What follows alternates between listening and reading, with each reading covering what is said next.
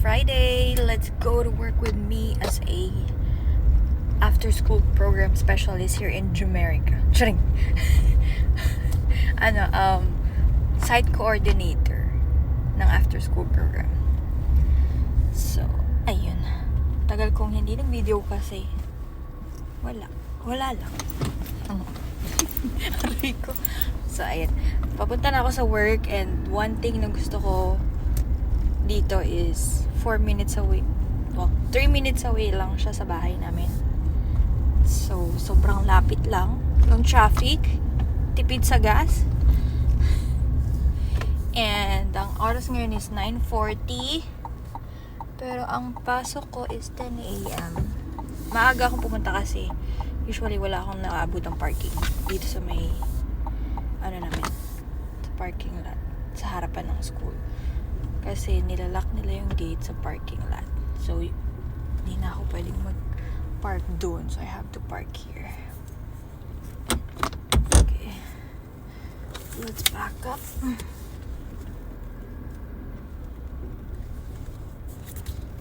There you go. At ayun, nakapag-park na tayo. Pero hindi pa tayo pwedeng pumasok sa loob. We're too early. Papasok ako like around 9:55. So ayun, habang naghihintay tayo, konting background lang. Background? Ito yung first time ko sa position na to sa school. Pero, this is my second year working dito sa campus na to. I was a teaching assistant before in a special education class. And then before the year ends, they offer me this job. Pero, nag-work na ako sa after school before as the teacher naman ng mga kids. Now, ako na yung coordinator. Gusto mo yun? Gusto ko rin yun eh. So, ayun, hindi ako pwedeng pumasok ng maaga kasi hindi kami allowed na mag-clock in like 10 minutes early than our working hours. Kasi hindi kami binabayaran ng overtime. Walang overtime. Pinaligo yung pabango. Sabi ko sa'yo eh. So, ayun. Tsaka yung Junakis ko dito pala nag-aaral sa school na to. Kaya pinili ko rin yung school na to kasi dito siya. Second grade na siya. Ngayon. So, ayun. Papasok na ako sa loob. Ito ng aking badge. Or hindi nila i-open yung door para sa'yo. So, ayun. Dito na tayo sa loob. Magka-clock in lang ako.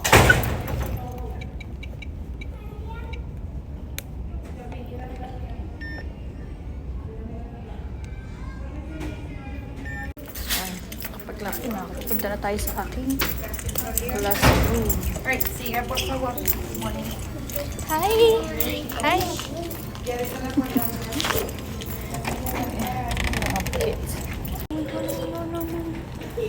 What? There's classes. Why are you running like that? You're good? Your head hurts? Yeah, still. Don't touch it. But it's still hard anymore. Okay. I don't need it. Go back to your class. So, ayun. Mag-CR ata siya. So, andito tayo sa aking classroom. Ito yung classroom ko na kinikip where we keep the stuff for after school. Like, supplies namin. So, ayun. Usually, pagdating ko dito, i-ready ko lang yung laptop ko sa table. Tapos, ayusin ko lang yung kailangan ipasa dun sa cafeteria. Kasi, we have to track the snacks na binibigay namin for the kids. So, ayan. Plug ko lang yung laptop kasi every Friday may meeting kami ng around 11 a.m. Meeting lang sa mga coordinators ng after school from different school. Nakakatuwa nga kasi may dalawang mag-asawang Pilipino doon. nagtatrabaho sila ng same position pero magkaibang schools. So, ayan. So, ito, may may dumating tayo na email from one of the vendors na sa Monday daw mag-report yung bagong mag-tutor sa other classes. So, replyan lang natin. Kasi, first na ginagawa ko talaga is yung check ng emails kung may kailangan ba akong replyan or ano. And lagi kong chine-check yung namin, kung may bago ba akong enrollees sa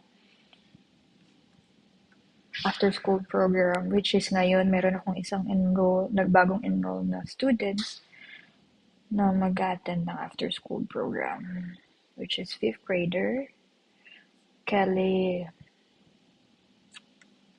So, ayan, since may bagong padating na 2 tutors, kailangan kong baguhin yung schedule na ginawa ko. Mag-a-adjust tayo ulit ng bago. So, Monday kahapon, 12. So, 9, 24. Yung attendance ko kahapon.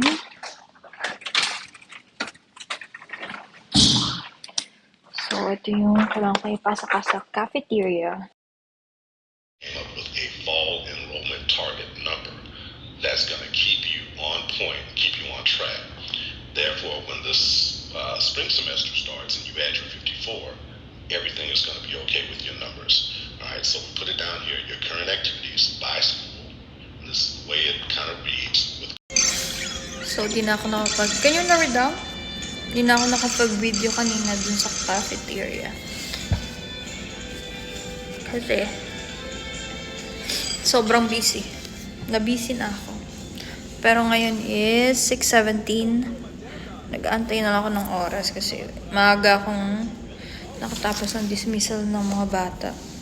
Konti lang yung nagstay ng tuwing Friday. Nakangati ako. Yeah.